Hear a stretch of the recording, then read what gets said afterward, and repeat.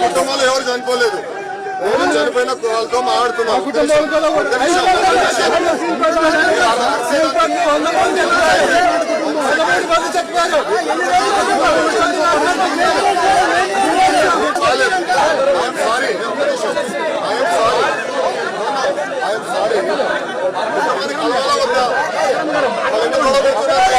కుటుంబంతో మాట్లాడకుండా మీరు గొడవ పెడితే ఇది కరెక్ట్ కాదు.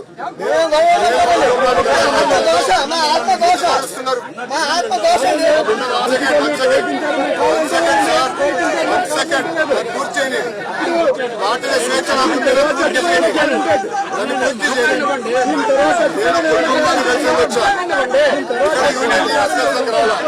కుటుంబాన్ని కలిసినాక వచ్చా. I have right as the representative of India here. నాకు అర్హత ఉంది. మీరు గొడవ చేయదలుచుకుంటే ఫర్మ్ ఉంటాను నేను ఇక్కడ. అది సెపరేట్ గా మాడదాం సార్. మీరు అక్కడ పని లేదు, మీ కుటుంబంలో పాపం చనిపోయింది, ఈ కుటుంబంలో పాపం ఈ కుటుంబంలో చనిపోయారు. మీరు అందుకు వచ్చాం, మాకు ఎందుకంటే వచ్చినాం చెప్పని అవసరంగా. ఉప్పు ఫ్యాక్టరీని కాపాడింది మేము, ఈయన పోరాడారు కాపాడింది మాకు రైట్ ఉంది ఇక్కడ.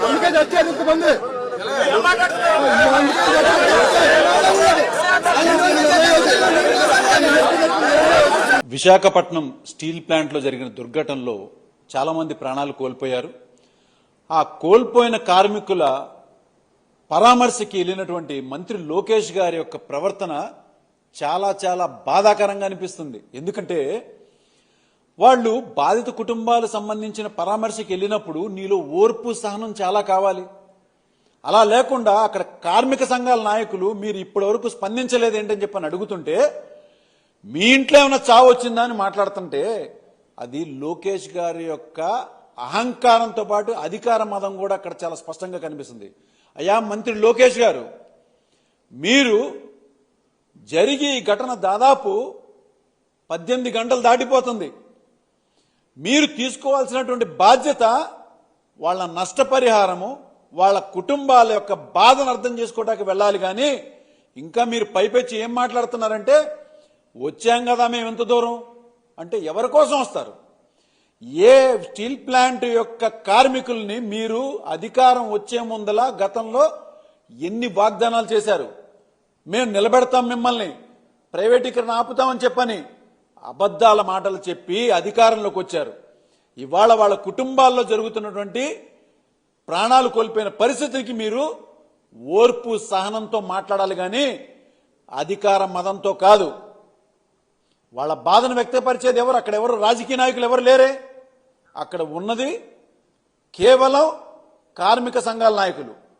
కార్మికుల తరపున మాట్లాడేది కార్మిక సంఘాల నాయకులు కాకపోతే ఇంకెవరు మాట్లాడతారు? రాజకీయం మీరు చేస్తున్నారు కానీ వాళ్ళెవరు రాజకీయం చేయట్లేదు. వాళ్ళు వాళ్ళ బాధను వ్యక్తపరుస్తున్నారు. గతంలో ఎలా అయితే మీరు తప్పుడు వాగ్దానాలు చేశారో కానీ ఇవాళ ప్రజలు మాత్రం ఎక్కడా మిమ్మల్ని ఉపేక్షించే పరిస్థితిలో లేరు.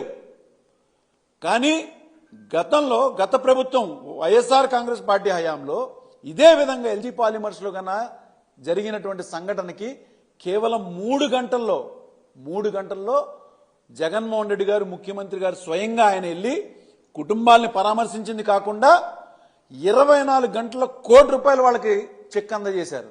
మరి మీరు సకల విధ్వంసల శాఖకి మంత్రిగా మీకు పేరు వచ్చింది. ఎక్కడైనా ఏది జరిగినా ముందు మీరుంటున్నారు. అంత బాధ్యత వహించే వాళ్ళకి ఓర్పు సహనం కూడా చాలా కావాలి. అధికార మదంతో కాదు. మీ హెరిటేజ్ భూములు మీ ఆస్తుల్ని పంచినట్టుగా మేము 99 పైసలకే ఇస్తా, నేను ఇస్తా, ఎవడు అడుగుతాడని చెప్పని మాట్లాడుతున్నావు చూడు అధికారంలో. గతంలో అలా ఇక్కడ మాట్లాడదామని చెప్పానంటే ఏ ప్రజలైతే నీకు అధికారాన్ని ఇచ్చారో అదే ప్రజలు రేపు నిన్ను అతపాతాళంలోకి తొక్కుతారు. నీ అహంకార మదం ఏ స్థాయికి వెళ్ళిపోయిందంటే అధికారం బాగా ఎంత నెత్తికెక్కేసిందంటే మీరు ఏం మాట్లాడినా చెల్లుద్ది అనుకుంటున్నారు లోకేష్ గారికి మరొక్కసారి నేను చెప్తున్నా, మీరు సరదాలకి క్రికెట్ మ్యాచ్లకి దావోసులు ఇవన్నీ వెళ్ళేటప్పుడు ఉన్నటువంటి ఉత్సాహం సరదా ఇవాళ మీకు ఎంతో బాధగా అనిపిస్తుంది కార్మికుల ప్రాణాలు కోల్పోతే పరామర్శించడానికి. అందుకనే మీకు ఆ పొగరు ఆ అహంకారం అదన్నీ కూడా చూపిస్తున్నారు. మీరు ఇవాళ నీ ఇంట్లో చనిపోలేదని మాట్లాడతావా? మీరు గతంలో రాజమండ్రి దీనికి వెళ్ళారు పుష్కరాలకి, 29 మందిని చనిపోయారు. ఎవరన్నా పరామర్శించారా? మీకు ఎందుకంటే ఎదుటి వాళ్ళ చావు అంటే చాలా హేళన, మీకు చాలా చాలా అసలు వాళ్ళ ప్రాణాలకు విలువ లేదు, మీకు తెలియదు. ఇవాళ మీకు మరోసారి మీ ప్రవర్తన అదే స్పష్టంగా కనిపిస్తుంది. కార్మికుల కుటుంబాలు కానీ కార్మిక సంఘాల నాయకులు కానీ మిమ్మల్ని ప్రశ్నించకూడదా? మాట్లాడితే నువ్వు రాజకీయం చేస్తావు మాట్లాడితే ఎవడొక్కడ రాజకీయం చేసేవాడు లేడు. రాజకీయం చేసేది నువ్వు. అసలు ఇండస్ట్రీస్ మినిస్టర్ చెప్పండి ఇప్పటివరకు ఎక్కడున్నాడు ఆయన? ప్రతి దానిలో నువ్వే వస్తావు. వచ్చేంత బాధ్యతగా వహించేది వాడేవైతే ఓర్పు సహనంతో ఉండాలా. ఏ ప్రజలు నీకు అధికారాన్ని ఇచ్చారో వాళ్లకు నువ్వు బాధ్యత వహించాలి. అంతేగాని నీ ఇంట్లో చావలేదుగా, నీకేంటి నొప్పి, వచ్చాగా ఏంటి మాటలు? అదే ప్రజలు గమనిస్తున్నారు.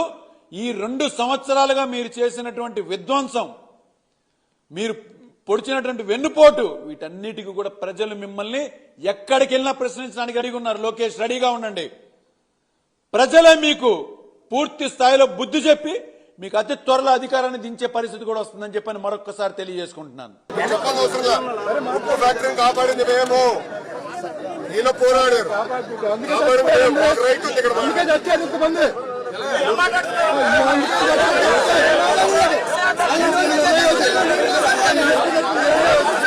అదే స్టీల్ ప్లాంట్ ని కూడా కాపాడాం మేమే అని చెప్పని అంటున్నారు కదా. మరి స్టీల్ ప్లాంట్ ని కాపాడితే అంచెలంచెలుగా దాన్ని మీరు ప్రైవేటీకరణ చేసుకుంటూ వస్తున్న దాన్ని మరి ఎవరు మాట్లాడుతున్నారు? కేంద్రం నుంచి మీరు నిధులు ఇప్పిస్తానని చెప్పని మాట్లాడారు.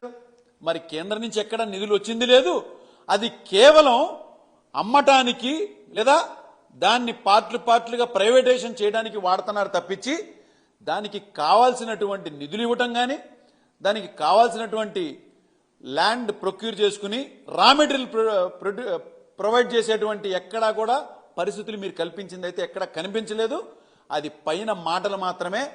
వాళ్ళు కేవలం ముందు ఒక తెర ముందు ఒక మాట మాట్లాడుతున్నారు, తెర వెనక వాళ్ళు ప్రైవేటైజేషన్ చేయడానికే దీని పూర్తి సన్నాహాలు కేంద్రం నుంచి జరుగుతుందనేది చాలా స్పష్టంగా కనిపిస్తుంది.